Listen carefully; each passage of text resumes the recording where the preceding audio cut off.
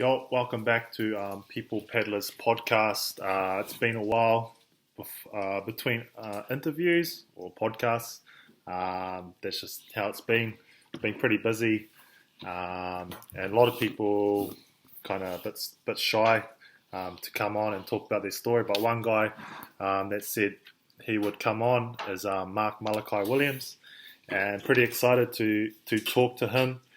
Everyone I've talked to has mad respect for this guy, just the way he trains and just the kind of person he is himself. So, in terms of his paddling, he's New Zealand rep, New Zealand coach, world champ. He was with Wakamanu for 6 years, where they won 6 national titles. It's pretty unheard of, and a whole lot of other stuff. So, looking forward to hearing what he has to say and just what he's been up to during this virus time. So let's go. But no, thanks for coming on, having a chat. Oh, good, bro. It's hard to find people willing to talk and have a yarn. So no, it's all good. appreciated. So how's it been going, bro? Training during this time? It's been a bit. Do I look into the camera or do I look into straight at you? Camera. Right. Can you see me? I'm looking straight at you there, eh? Yeah.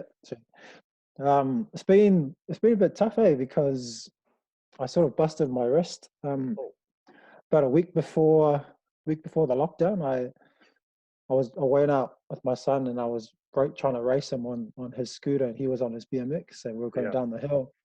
And I hit something and I just fell off, landed on my wrist, and sort of sprained some ligaments and had an MRI a couple of days ago. So I got arrested for about 8 weeks or so.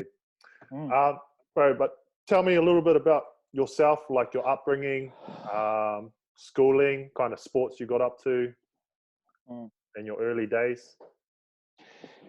Yeah, when I guess I immigrated here from Samoa when I was probably 6 or 7.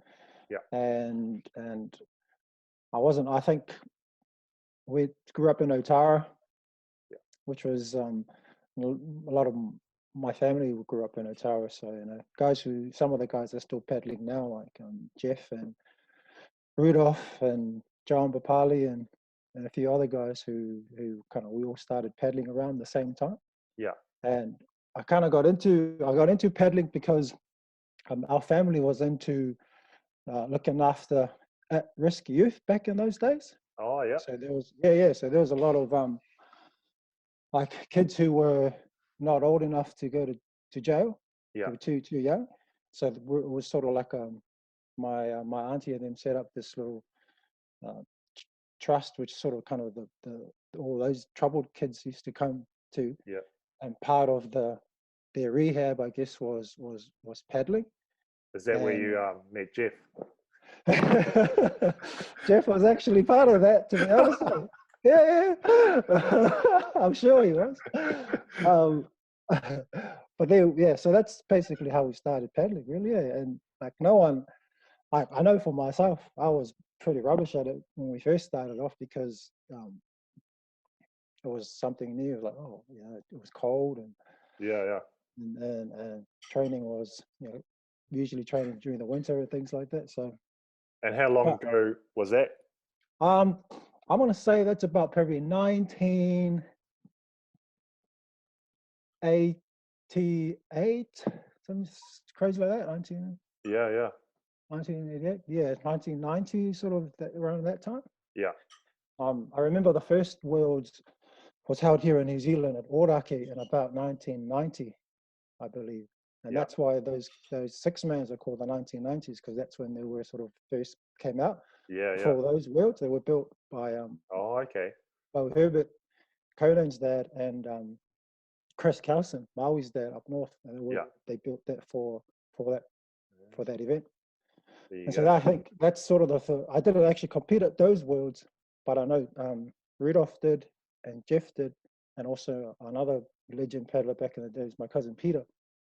So, and then I sort of really started not long after that.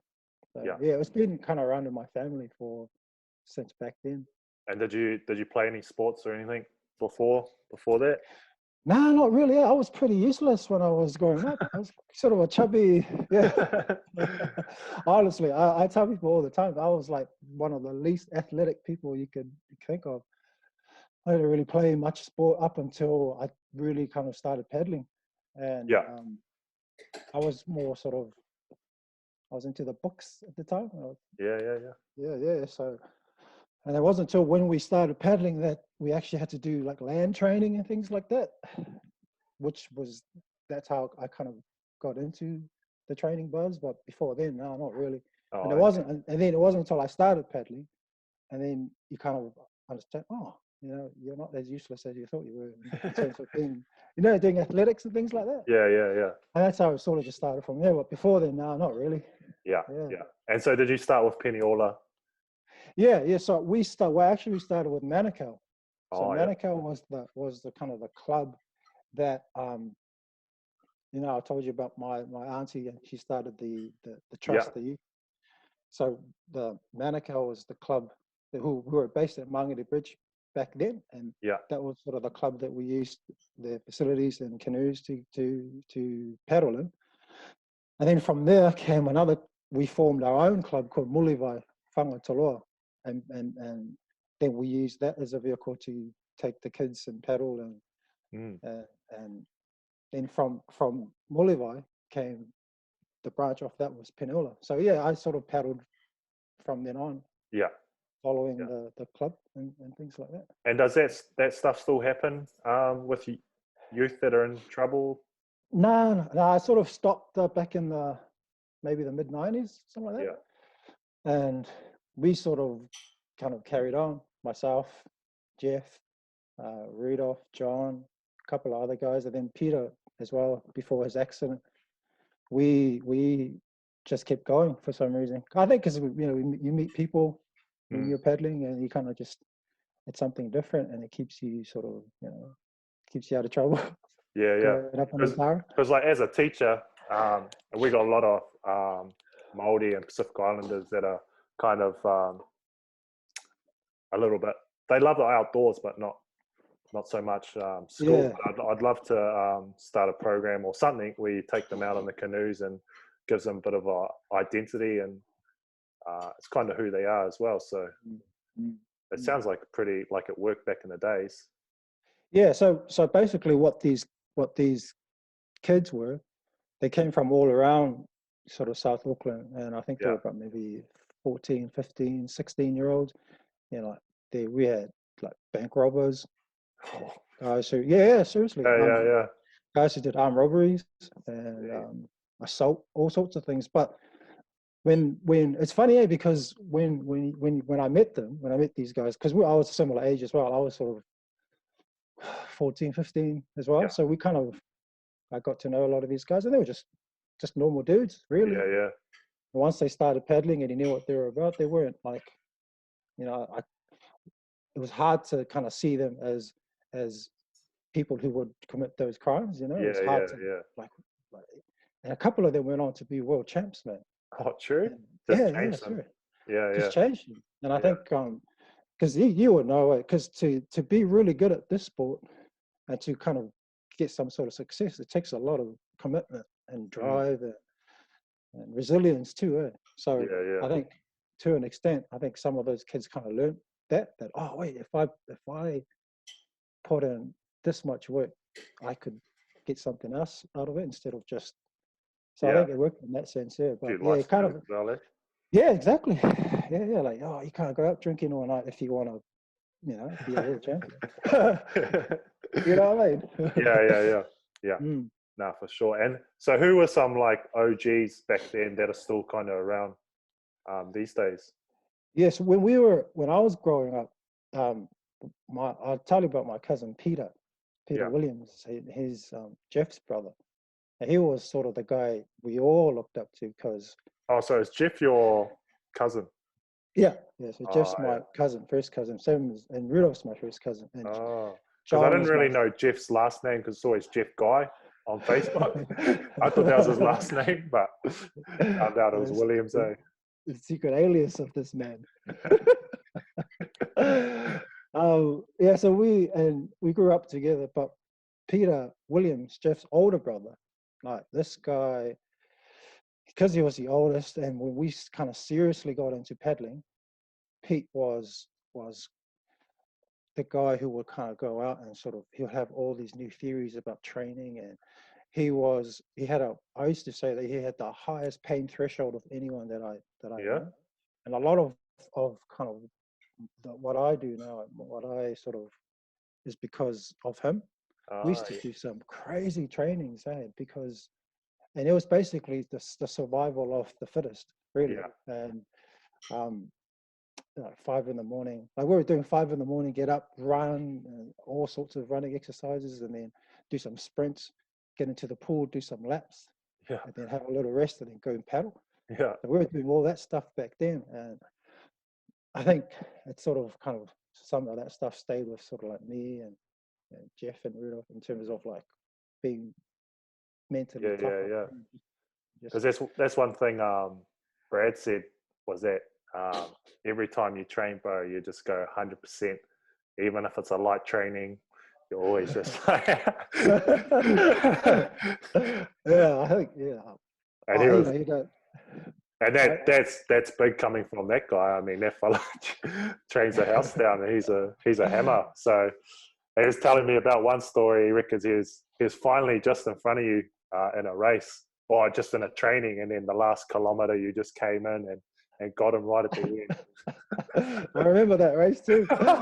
I do. I actually do remember that race. It was, I think it was like a 16K race from Oraki or Bay down to over at the ramp over in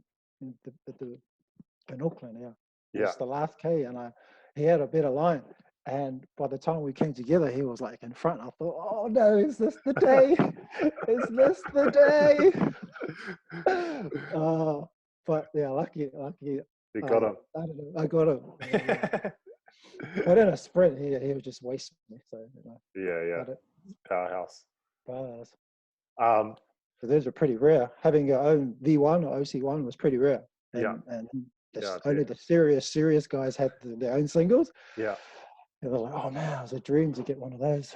But yeah, seriously, it was crazy. Like if you really want it, but because bro, when it first started, the only things we had were W6s, Yeah, really.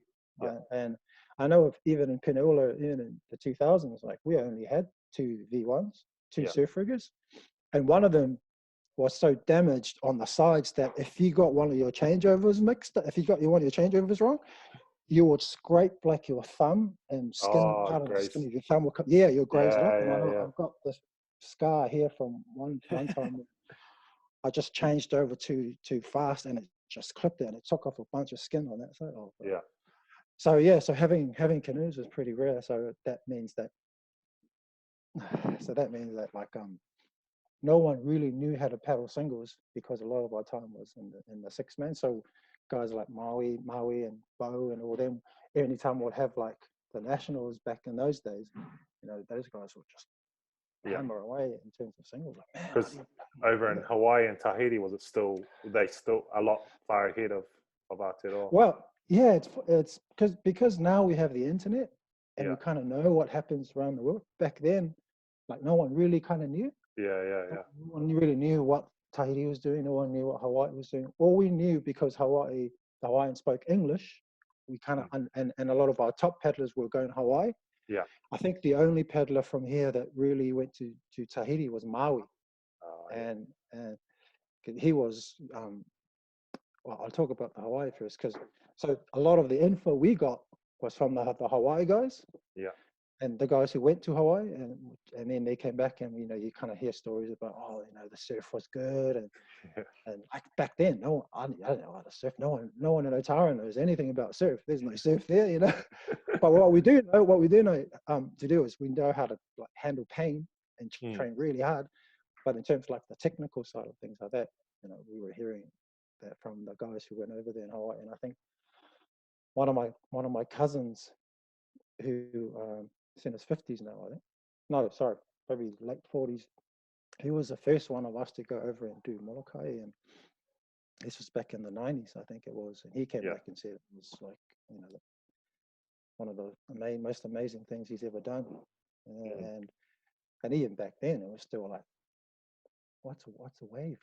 How how do Just things different, like eh? that? It's just different It was over just there. different, and because that's all we knew. Hawaii then was like, oh, that's the best in the world. They're the best in the world. But Yeah. no one in New Zealand that I know of knew about Tahiti, Mm. and it was sort of just snippets of things of like, oh, there's a paddler there in Tahiti called George Constant.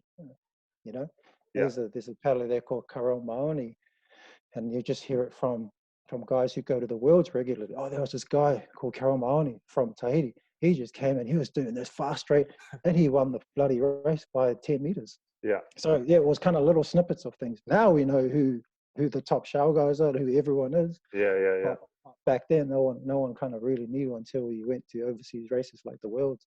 Yeah. Yeah. Yeah, And Hawaii is like, I love that place, and such a good training ground, and those guys yeah, are yeah. just know how to surf those OC1s, eh? It's crazy. Yeah, Yeah. it's just amazing how, like, even because you paddle with Mario over there, right? Yeah. Yeah, yeah.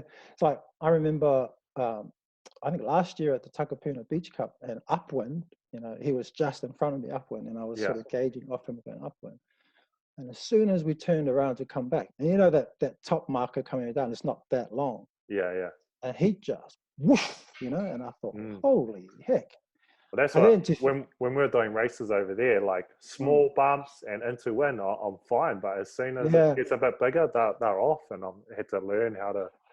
yeah, and it's quite humbling too. It's sort Oh of yeah, just you just gotta sit back and go, man, that's just awesome. That's yeah, okay. I still got, and it's cool because then that makes you go, okay, I've still got things to learn. And yeah, yeah, for it sure. was it's the same when I was in Tahiti a few years back. I went and did the Aito over there, and I thought I was pretty fit. And same thing, upwind, Yeah, and then turned around. And like I just remember this one time. I knew this guy was over 50. I know him because you kind of know that he just skipped away. And I thought, oh God. yeah, yeah, yeah. That But next level. I don't know. It's crazy. But I guess that's why we keep coming back at it, because it's always a constant. There's always something you can learn. Mm. And, Uh, so tell me about the success with Wakamanu and winning. Was it 6 nationals in a row? yeah, yeah, Kind of how that came about, and kind of what led to such a dominant kind of era. yeah. Great question. Team together, and we trained real hard. We got to the nationals, and we were just making the final, and Yeah, and then I remember we thought, okay, we'll just have to train harder.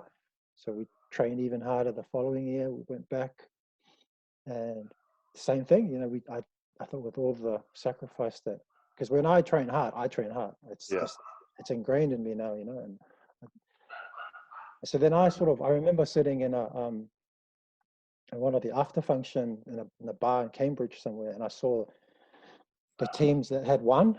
mm, And I was sitting there, and I was like real down on myself. I thought, man, it'd be so cool to win and to. I actually started looking at my beer, and I was thinking, why are you drinking? You haven't won, you know what I mean? I was like, yeah, yeah, because I worked so hard, and I was just sitting there. I just felt real down on myself, and then I made a sort of a decision in my mind. I said, I'm going to figure out. I don't know how long it's going to take me, but I'm going to figure out how to win, how to make it, how to get there, or even get close, so that yeah, next time we come around, I don't have to kind of feel like that. It took a few years, but fast forward, and I went back to Manukau, and at the time, um, I was paddling for Oraki at the time with my cousin John and a few other guys. But then I decided it's a bit far from where I lived. I mm, lived in Otara, and to drive all the way to Mission Bay to train there with the guys and drive back with traffic and all that. I decided to go back to Manukau. It was kind of closer to where I was, closer to my work. And then yeah, Brad was there also with me at Oraki at the time, and he decided we were going to move over in '96, back in 1996, and then yeah, we got to Manukau, and there already was they were training as a squad there under Lee Poimafiti, and the name of the squad was Wakamanu. And Wakamanu basically is a Niuean word which so in Niue, what the fishermen do in the early mornings is they look for where the birds are, and that's where you know where the fish are. Yeah. And the Wakamanu was like the first fisherman to get there. Was the one who gets the first on the fish. So basically, well, that's the premise of Wakamanu is the quickest paddler to get to where the birds and the fish are. And then so me and Brad kind of got into that squad system, and some of the Ōraki guys came over too, and it kind of just started from there. And then training under Lee. Okay, so when I came from Ōraki, I felt like all my training was sort of just individualistic. You know what I mean? Like it was just about just me getting better. Yeah. But once we got into that vibe, it became like the strength of the squad makes the team faster. Yeah. You know what I mean? So we started sort of, oh no, not 96, sorry, 2006. Well, yeah. Wait a minute, 2006, sorry. The year 2006, the year of the Worlds in New Zealand. And that's where it basically started. So me and Brad were there, and then slowly guys started to come in, and the squad got a little bit bigger. Yeah. And then at the time, we actually won our first national title the year later, 2007, 500 meters. With, and that was the first time. So, you know, in the space of 1 year, boom, already. We got it, we won. Yeah. But before going to Wakamanu, all the teams that I had come from beforehand, we trained really hard on land. Yeah. When I came to Malakai, we trained real hard on the water. And that was the main difference, was that heaps more water time. And I remember going to like the first few trainings with the Wakamanu squad. I used to think, and I was telling Brad about it, I was like, bro, fuck, these guys, they go pretty hard. You know, in terms of like, they're just, and then once we started, and then that was kind of the difference. And then 2007 came, and then we won the nationals, the 500 by 0.03 of a second over Toa. I think Caleb Whaipapa was in that team, Mike Nuku was in that team, some of the OGs that are there now. And then from there, the team kind of changed a little bit. Me and Brad stayed in Wakamanu, but a few other guys came through. And after that win, we didn't win for many years after that. And it took a while to kind of figure out what we had to do. And at the time, the Herberts were doing well, and also Pineola was starting to make a resurgence at that point in time. And then they won 4 in a row. Yeah. And when you win 4 in a row, the team who comes second also loses 4 in a row too. And that was basically kind of us for a few years.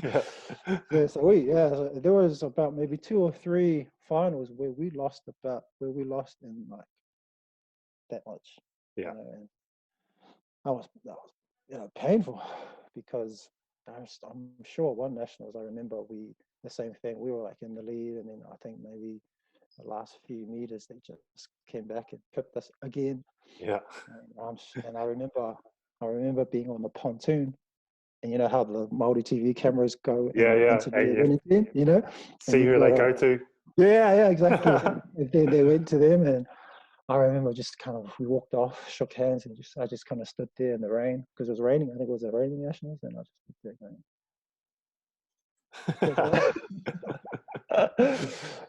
going. But not long after that, we just kind of just hung in there. Me and Brad kind of hung in there, and so it'll come. And then 2013 was the first time that we sort of started our run from then on. Was that do you get those young boys coming through? Yeah, so we trained at the same time. We started a junior program in Manukau as well, because under Lee, it was important. Our philosophy was, it was important to make sure all our grades were strong, so that we have a system that feeds itself. You know what I mean? Because here's the thing that not many people talk about, but there were a lot of good teams back in the days who are no longer around. Yeah. Because all they invested was in their own team, you know, we didn't want Wakamandu to be like that. We wanted it to be just a revolving door of paddlers, and you don't rely on who was there last year, because there's always someone coming through.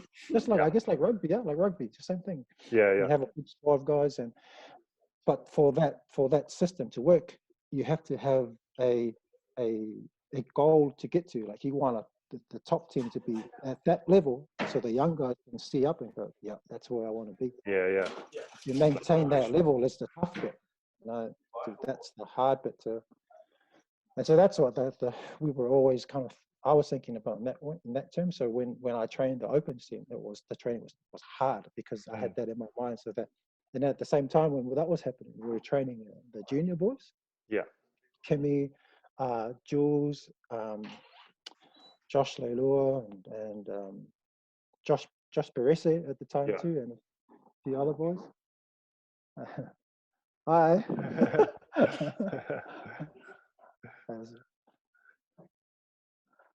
Right. Yeah.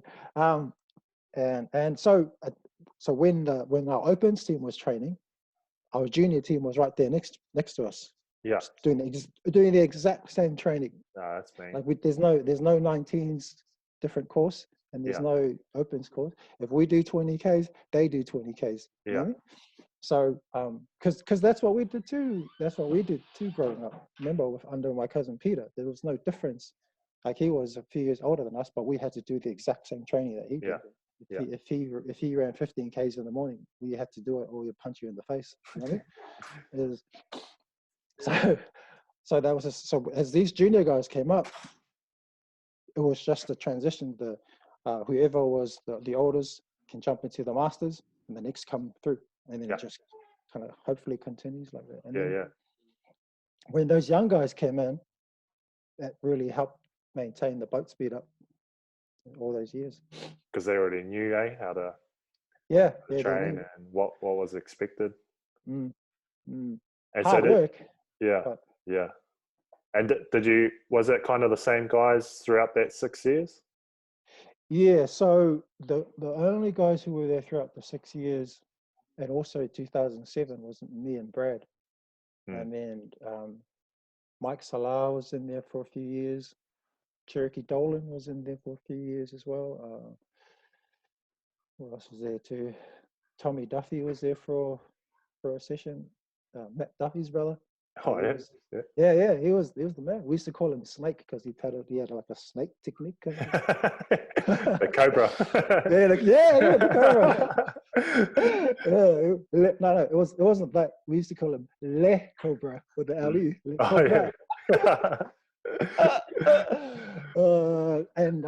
So a few have come through, but it was important. I felt it was important to have a core of sort of the experienced guys. Hopefully 3 is good, 4 is better, and then with 2 younger ones coming through every year. Yeah. Just to kind of keep the momentum, have a mixture of experience and youth aggression in there too. Yeah. So it's kind of gone Peniola back then, and Wakamandu had their time, and then back to Peniola now. Yeah, exactly. Yeah, exactly. And it was and I mean, how many years we did it for 6? No, they did it for 4 years in a row, and then we did for 6 years in a row. So that's 10 years. Yeah. Now they've done it 2 years, so that's 12 years. Yeah, 12 years that it's lived up here in Auckland. That title. But in saying that, man, without Peniola, and the Peniola team is my family. You know, that's where I came from. Without them, there won't be. I don't feel that we'll have the same success that we had as Wakamandu, because those guys were the benchmark in the back then. Yeah, we were trying to get to the level, and then we kind of went there and we tried to go to the next level. And now Peniola was taking it to another level. You know, and now it's up to the guys in not only in Wakamandu, but also, you know, with OCC and all the young teams that are still together coming through to who's next to lift it to that, you know. And I always knew that. Benchmark. Yeah, exactly. And I always knew that when we were winning 6 in a row, that it's never ever going to last forever. Yeah. And that's just part of the game. You know, the All Blacks can't win forever. Yeah, that's right. And but that's the cool thing about it. I mean, it's cool seeing younger guys come out. I love seeing your team win the 1500 this year, man. And when you guys were in lane one and for the Yeah, 500, oh God. yeah. Yeah, that was cool because I can see the gradual progression of teams coming through, and it's Yeah. cool to see, especially at a national event. I really love seeing that stuff. I love seeing club teams like come through and do well. Yeah, like we've kind of noticed just being together a little bit longer each year, and we put in a bit more effort each year in terms of training and trying to come together, and it's starting to pay off now. We're Yeah, kind of sick of coming fourth and sixth, yeah, seventh, and you're all stuff like that. So we're like, fuck, come on, boys, yeah. let's You sort guys it are out. always there. You guys are always there or thereabouts. You know, it was just a matter of time. And I think this year, you know, because being what lane were you guys for the final in the 1500 this year? We're both in lane one both times. I Yeah, feel lane one. Well, there yeah, you go. yeah. And I mean, there's also like lessons that you learn from being in lane one. You know, Mm, it's not just the race is going to be hard. You know, yeah, yeah, there's also like the pressure because you're closest to the people watching. You know, yeah. and Well, all that stuff you can't recreate at training. You know, yeah, so you got to do it. So then you know next time around. Oh yeah, I know what yeah. to expect. So And the yeah, boys had it was before I was with them, but they qualified lane one maybe like 4 or 5 years ago, and then they came like yeah, six or something. yeah. So we didn't want that to happen again. Nah. Well, so then, that's what I mean. Like back then, we know what it feels like to be in lane one for this, so it's Yeah, cool. yeah, Yeah, yeah, yeah. yeah. No, me. So is there any like races or memories, maybe three that stick out for you, like overseas or locally? Yeah. I get in 2013, we were the world champs. We came back to the nationals here. We trained hard as well Mm. because we knew Pineola were going to be hurting from that loss. And then we got to the nationals, and both of us were in the final again. But before we got to the final, we had our 12 man, and we won the 12 man. And the Yeah. cool thing about that 12 man 2013 is we had some of our junior boys in that 12 man as well. So they got to have a taste of the open men's racing. So we Yeah. won that. We had also we won the 1500 as well Yeah. in that year in 2013. And then we got to the 500s, and we were in the semi-final with Pinola in again. And we were in lane one, they were in lane two, which means we were the fastest qualifier going into the semis. And guess who won the semi? You guys. Pinola. Oh. You know? Yeah. God, I thought, oh no, it's happening again. It was like at that point, the nationals was like the bogey race for us. Yeah, we won at Worlds, and me and Brad talked about this before. It was like, yeah, we won at Worlds, but we hadn't beaten them at home yet. Yeah. And that was like the thing that we hadn't done. It was like I don't know what it took to break through that thing. Yeah. We did it at Worlds, done. And so when we lost the semi-final at that time, I remember thinking, oh, it's going to happening happen again. again, you know? Yeah. It's happening again. And so we went up to where the trees were, and we're up there. And Lee, who was sort of the kind of the club captain at that point, and got a lot of time for that dude. You know Lee Poimafit? Nah. He's just one of the old school dudes who's still paddling around too, but got just a wise head, Yeah. And he kind of gave us some pointers. He saw some things that we were doing that maybe could give us a chance because we were getting pipped. Yeah. So we went into the final, and I remember going into the toilets for just a nervous number one before going up. And I remember being in there, and a flash in my mind of like, the Pinola guys maybe putting up their hands for 5 in a row, you know what I mean? Yeah. In my mind, it's like, and I thought, oh God, step out of it. And so and then in that final we were lane 3. So the 2 winners from the semi-finals go lane 1. I don't know who was in lane 2. Maybe the Herberts, not sure. Yeah. And we were in lane 3, and we won. Got them. Just off the start, got them by maybe 1 seat. But it was It was close. Yeah. And then that was our first ever clean sweep. So we won the 12, the 15, the 500, Oh, and then Brad won the Open Men's W1 500, oh, wow. and I was Josh wondering if Baresi, anyone had done that, the three-peat. yeah, and then Josh Baresi won the 23s Yeah. W1 500. So we Oh, won the shit. our squad 5 gold medals and that one nationals. Wow. So that was always a dream of mine as a coach to have a clean sweep. I Mm. know Kairahi Toi have done it a couple of times, maybe more. Yeah. Um, I know one other team who's done it too was the Woolly Crimeros back in 2000 something, Oh, yeah. Yeah. but I don't think they had the W1s to go with it too. Yeah. Could be wrong, but Yeah. so that was the second sort of memorable one was that Mm. 2013 season. Yeah, I think for the sprints, because it's such a good build up, you have your regionals and then you have your team and your individual, and it's such a big event. It makes it kind of pretty cool, especially if you get good results there. Yeah. It's grown too. Yeah, it's huge. Yeah, yeah. And I'll quickly talk about coaching. Kind of, you coached the New Zealand boys. That's when I kind of first met you. But what kind of like challenges do you find coaching and paddling at the same time? Yeah. Well, from my experience, so in 2016, I coached again the Wakamanu guys for the 2016 Worlds in Australia, Mm. and which was cool because at the same time I was also in that elite team Yeah. that was the first elite campaign I was on. So that was a bit of a challenge, was to kind of coach my boys and also be an athlete paddler as well. Yeah, You just got to get it done, you know. At the end of the day, it's everyone goes through sort of challenges, but you just got to.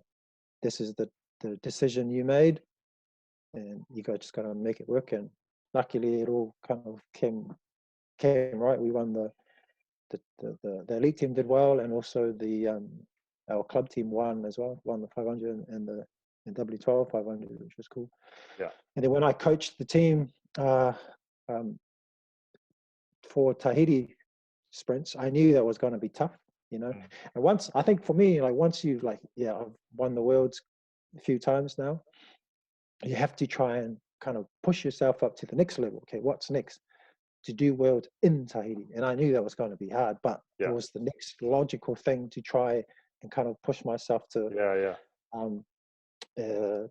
get to. And so I put my hand up, just to Malakai Hoi Wakaama and said to say, I want to take the job and see what happens. And we got pretty close. It wasn't for lack of effort in terms of all the boys training. And I think it was I feel it was sort of the closest in terms of the 50 and the 5 that we've kind of ever been to Tahiti in terms of that sort of racing. And I knew it was always going to be hard, but it was a cool experience. And even for me too, I've learned a lot of things as well. Yeah, As should I decide to do it again in the future, about what I can do better. yeah. And some things that maybe I won't do. I probably will never. I never say never. No, I probably it was, let's put it this way, it was hard to be a competitive paddler and also be a coach as well. Yeah, It was just, I was wearing too many hats, and I learned that as well. yeah. So, but I will have no regrets about doing the whole thing. Mm. We got 3 silver medals, and it was cool to like coach great. Like, we've got some pretty good paddlers coming through now, and even more so now in terms of the level. So, The pretty thing, excited about. the thing I liked when we had our first meeting, and you kind of stood up and said, you definitely had like a vision and what you wanted to see, and kind of what you wanted the culture and everything like that to be like. It was quite like motivating from the get go. So that was like, kind of, you want to be behind someone that you respect and it's got like a clear vision, and wants to be a champion from the get go. So that was pretty cool, just to be part of that for a little bit. But we talking about paddlers coming through. Is there anyone, or even in the past, that are kind of just next level, kind of on a different stage to everyone else? Yeah, I think I sort of, wow, you can't go past, I guess, the bro Tupu King. He's, as I said before, in our day, I think we had Maui Carlson. He was kind of like the guy back then. Yeah. He sort of kind of his life Yeah.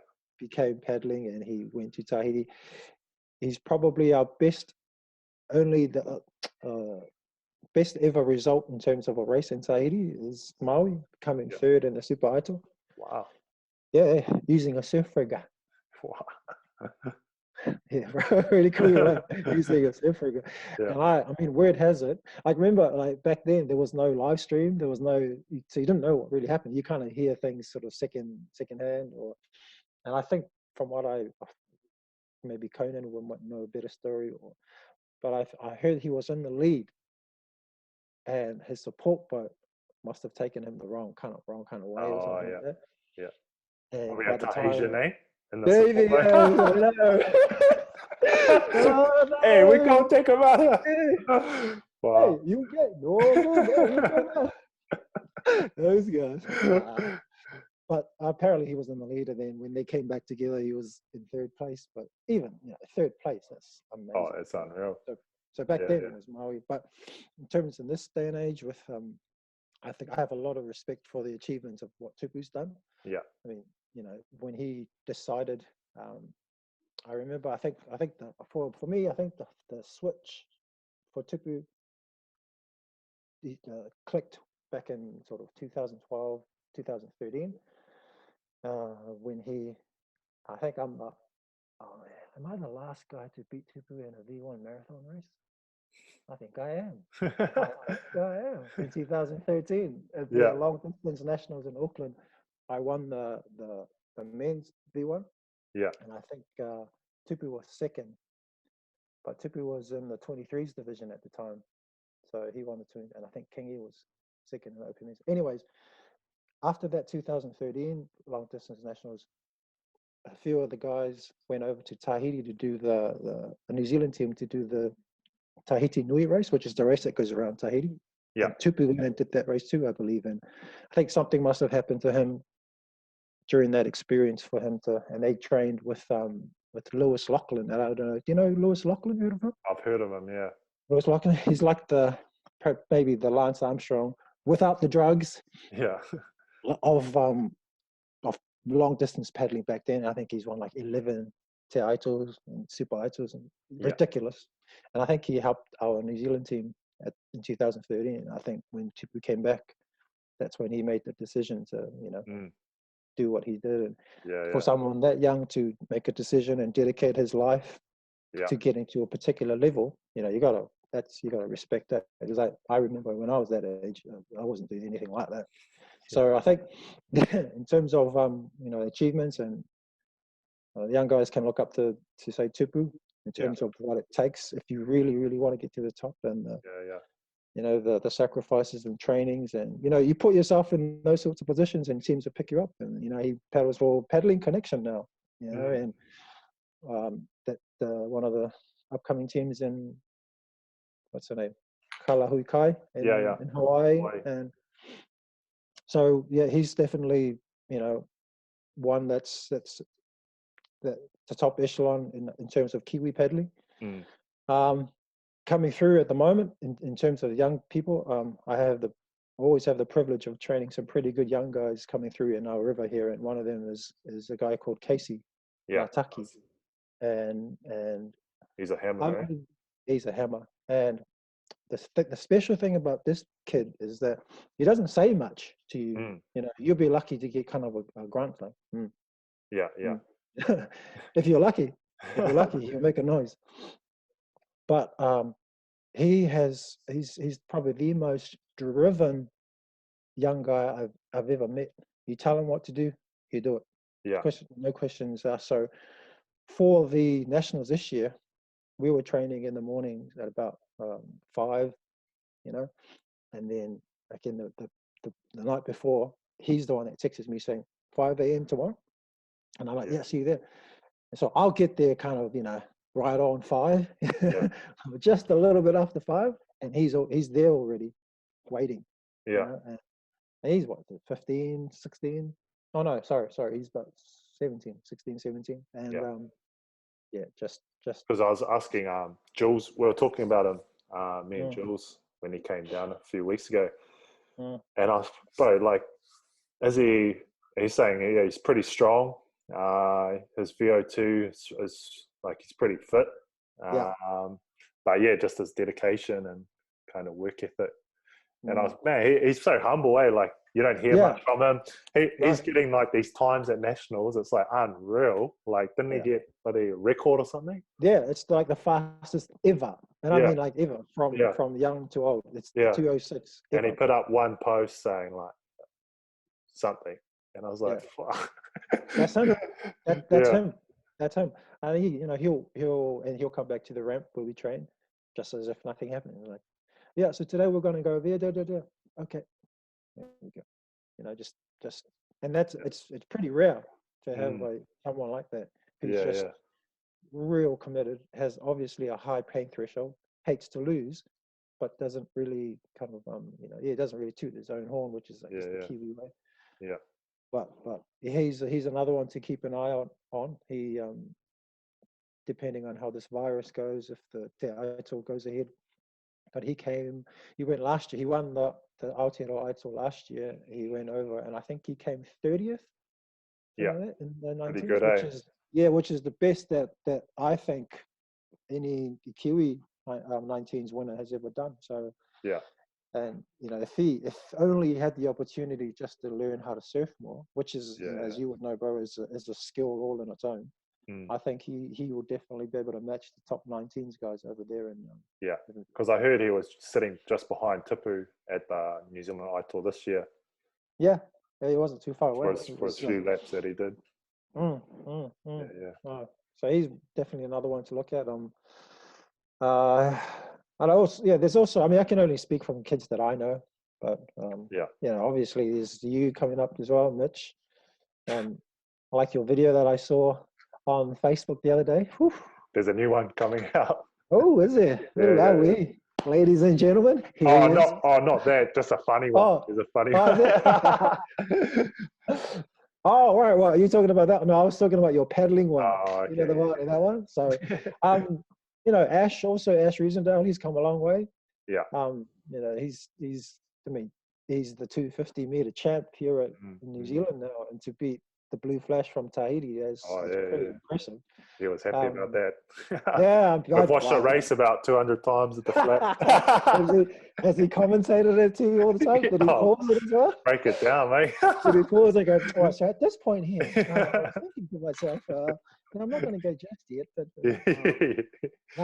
that's awesome. It's cool to see because, Ash used to look like Ash back in the days. And to see his journey from then to where he is now. Yeah. It's cool to see, man. It's real cool. He trains hard, bro. He motivates me. We're just in this at home, fucking pumping tin and doing all the workouts together and stuff like that. I can see. Oh, but it's good. Making me feel fat. So just moving on a little bit, couple of last questions, but the big one is around kind of the progress the sport has developed over the years. And I guess people were talking about Olympics or Commonwealth as a sport, but then I was watching that video that I was talking about in the 90s or the 80s, and they were talking about the same thing. So I was just wanting to ask kind of what your thoughts on in terms of like where the sport actually has to go to kind of take that next level, and kind of the role New Zealand has to play or influence kind of as one of the main kind of countries in the sport. Yeah. It's a tough one, because there's so many hoops you have to jump through to, I guess, be involved in the Olympic circle. Everything has to go under the International Canoe Federation, and we've got our own canoe federation, which is IVF. Yeah. Then we have our own. I don't really know the ins and outs of the governing bodies and how they all have to kind of work because I know all the canoe events come under one umbrella, Oh, okay. International Canoe Federation. Yeah, So yeah, yeah. the kayaks and the canoes, and so does that mean we have to go underneath that umbrella and not the other umbrella Mm. to? So I don't know, but or do we have to do we have to do a standalone event that is our own Olympics? You know, for example, like for sports like for golf, you know, that's not their top event is the Olympics, right? No, And for something like you know, also football, you even know, like the boxing, it's like boxing, you know, amateurs, you know. amateurs, even and basketball is, but the classic case is football, right? It's an under they send their under 23s teams to play at the Olympics, so it's Oh, not their top. that's right. Yeah, Yeah, yeah, yeah, yeah. So yeah, yeah. it's not their top you know Pinnacle. team. So Yeah, pinnacle event. So do we have to create our own pinnacle event? So for cycling, right? It's the Tour de France, yeah, bar none. That's the one you want to win. That's your Olympics. yeah. So I don't know.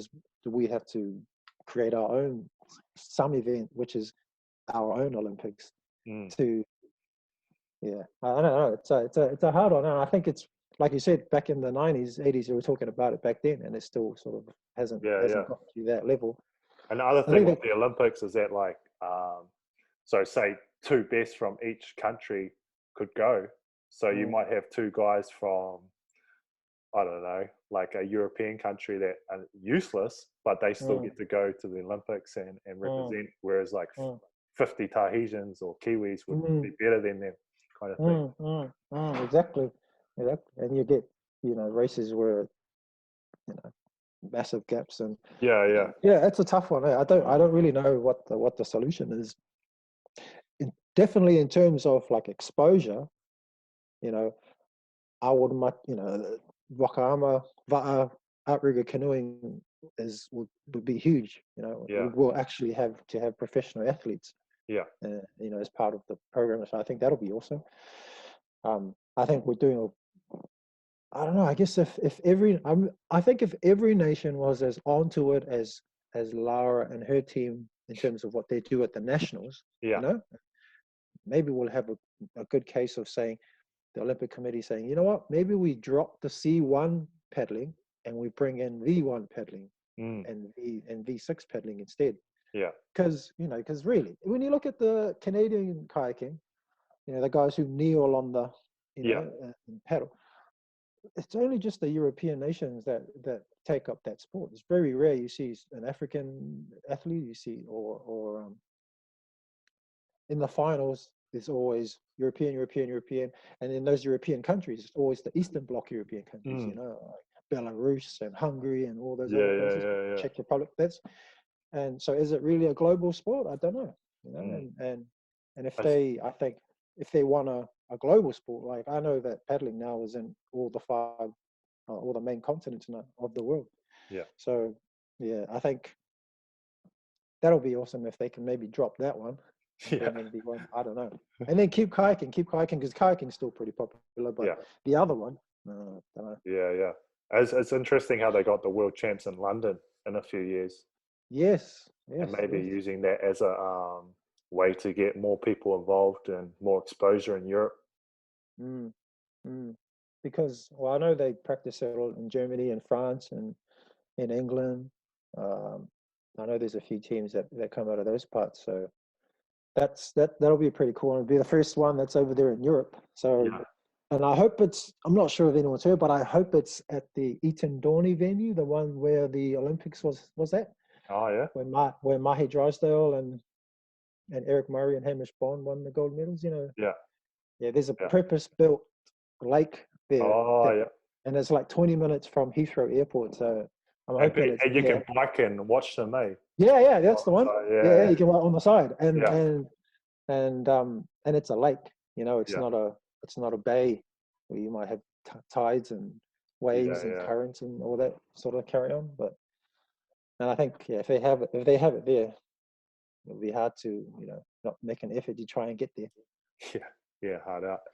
I always think about like if paddling was kind of the same as like what rugby is here. So like you got Mm, like your provincial team, and then you got like a couple of teams as like Chiefs region, and you get paid, and that's how you train, and then you got New Zealand kind of thing, like that kind of setup. That would be like ultimate, I reckon. That would be amazing, eh? Yeah, yeah, That'd be the dream. yeah. I'll probably be Golden Masters by the time that there.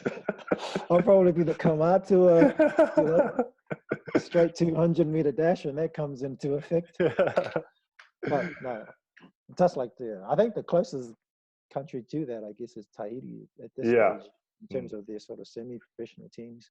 Yeah. And it's cool way how when I was there and I stayed with the Tahitian family, and like, the whole family knows about paddling. You know, the grandma, the grandpa, you know, they know what the races Yeah, are. yeah, yeah. No, it's ingrained in their culture, just like how I guess rugby is here. You know, where we talk about your top 15 of all time rugby players. Oh yeah, I'll have Christian Cullen at fullback. I have, you know what I mean? Yeah. I think I'll have this person at number 9. But you know, in Tahiti, it's paddling. You know, Yeah, yeah. talk about the past paddlers and then who's coming up, and so. I tried to like suck as much information out of them as possible when I was over there, and just That's like, right. How did it go for you? it was mean. Like I got to train with OPT. Oh wow. Yeah, so I turned up to one training just through a connection I had, and then they just kept asking me to come back, and then I was supposed to do Fate Moria with them. Oh wow. With their second crew, but some politics stuff. Like the day before, they're like, "Oh, one of the guys said nah." But I'd done all the testing, like medical testing. Anyway, so it was pretty cool. Like the guys are pretty. Once you get to know them, they're all good. Our first training was like 50 Ks. Wow. Next level.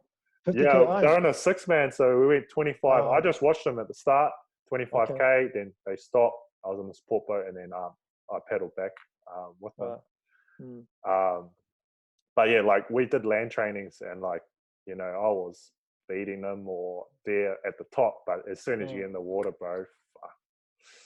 But yeah, I was like asking, you know, what do you actually do for your work? And some of them just got the easiest jobs, or kind of don't even work, and just paddle away and just live the good life.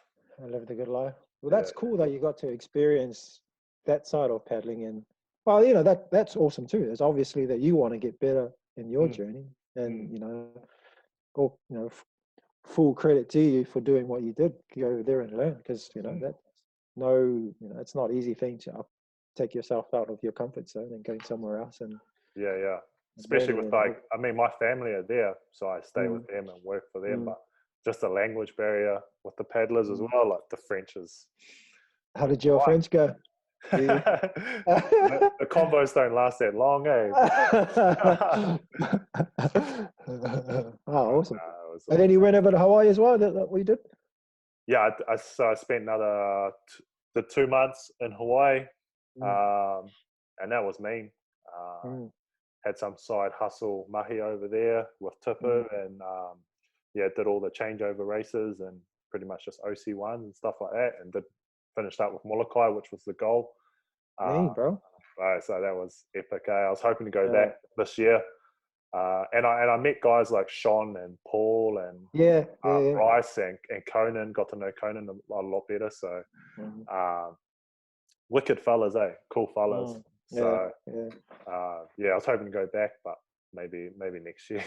It's hard to plan anything this year, to be honest. Yeah. So I was just going to finish off with kind of what your goals are, but I guess kind of with this kind of Corona thing. Yeah. Well, at the moment, I've sort of stepped down from looking after the Wakamani Open Men's. Yeah. Because when we were doing well, our Masters team sort of wasn't where it should have been. So I've taken that on board now. So I'm looking after our Masters program at Malakai at the moment, and so that's my next goal, is trying to get those boys up to a level.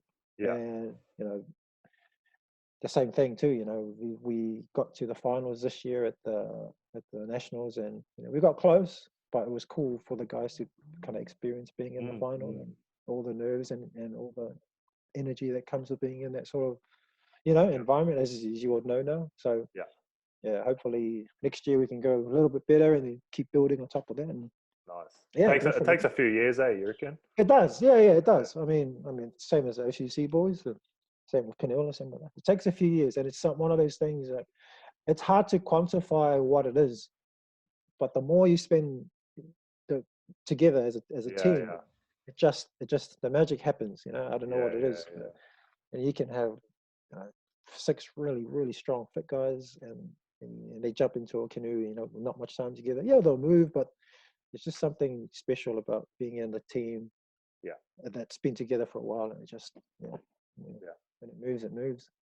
And then I guess you need to put the boot up the bloody open men's team as well, eh? And Mm, yes. Mm. won't talk about that. It's a work in progress because you know I wasn't involved this year. Brad wasn't involved this year, and Kimmy wasn't involved this year. He was busy coaching, and also so there was quite a few experience that was lost in the team, but Mm, they'll be back. yeah, you got the They'll be paddlers. Yeah, yeah, it's the same thing. They just got to be in the canoe, and that's their goal now. Is I feel like I've done my bit. I'm always there Yeah. in terms of offering advice and things like that. But watch this space, I guess. That's Nah, Brad. Is Brad still open men's too? You got to ask him about it too. Hey, what's yeah, happening to yeah. your team, mate? He was so gutted. Eh? I see him at the gym every day, and he just like couldn't believe. Well, he was just gutted he couldn't be there. Yeah, yeah, yeah, Yeah. yeah, yeah. Um, He's been. I guess it'll be another year as well because he'll be gearing up for the Olympics next year.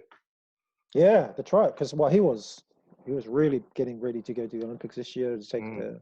the black ferns, and so it's another be a pushback.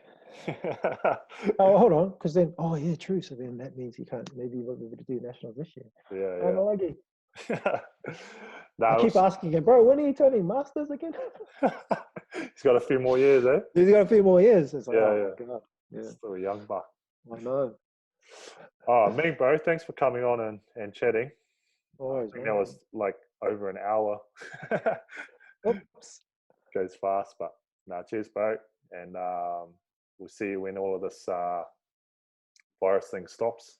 Yeah, no, for sure. Thanks for having me on, Mitch. Nah, Always a me, pleasure. bro. Keep All well, right, bro. you See you too. later. Take it easy.